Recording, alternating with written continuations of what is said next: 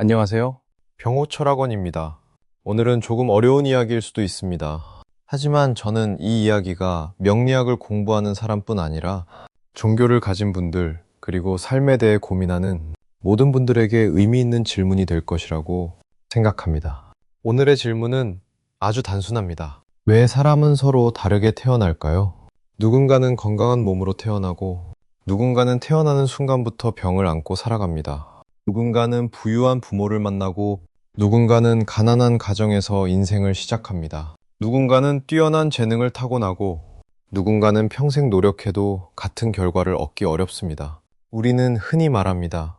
노력하면 된다고. 물론 맞는 말입니다. 하지만 노력 이전에 이미 다른 출발선에서 시작하는 것도 현실입니다. 그렇다면 다시 묻게 됩니다. 왜 우리의 출발선은 서로 다를까요? 저는 명리학을 공부하면서 이 질문을 수없이 던졌습니다. 그리고 기독교의 원죄와 동양 사상의 업을 공부하면서 한 가지 생각을 하게 되었습니다.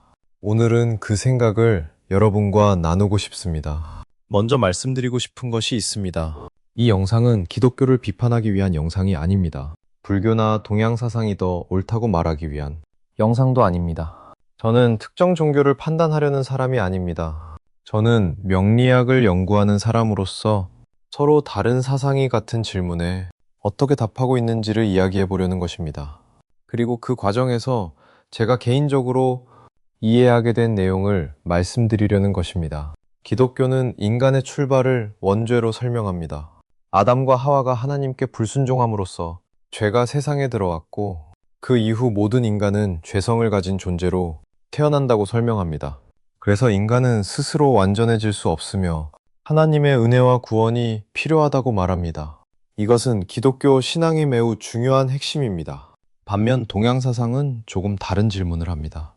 왜 나는 지금 이 부모를 만났는가? 왜 나는 이런 몸을 가지고 태어났는가? 왜 나는 이런 재능을 가지고 태어났는가? 왜 어떤 사람은 평생 돈 때문에 힘들고 어떤 사람은 자연스럽게 부를 이루는가? 동양 사상은 그 원인을 업과 인과에서 찾습니다. 오늘의 결과에는 반드시 과거의 원인이 있다는 것입니다.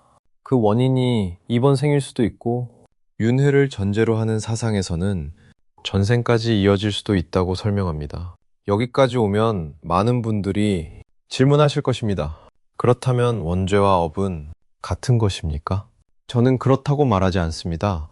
교리도 다르고 출발점도 다르며 인간을 바라보는 관점도 다릅니다. 기독교에서 원죄는 하나님과의 관계를 설명하는 개념이고, 동양에서 업은 인과와 삶의 결과를 설명하는 개념입니다.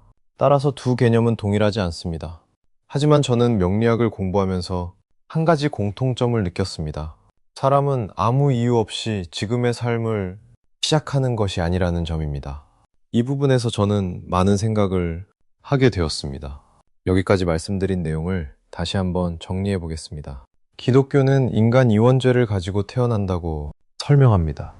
동양 사상은 사람이 자신의 업을 가지고 태어난다고 설명합니다. 두 사상은 분명 다릅니다. 원인도 다르고 인간을 바라보는 관점도 다릅니다. 그래서 저는 두 개념이 같다고 말하지 않습니다. 하지만 저는 명리학을 공부하면서 이런 생각을 하게 되었습니다. 혹시 두 사상은 서로 다른 언어로 같은 질문에 답하고 있는 것은 아닐까? 바로 왜 사람은 서로 다른 삶을 시작하는가? 라는 질문입니다. 명리학은 그 질문에 대해 사람은 모두 서로 다른 사주를 가지고 태어난다고 말합니다.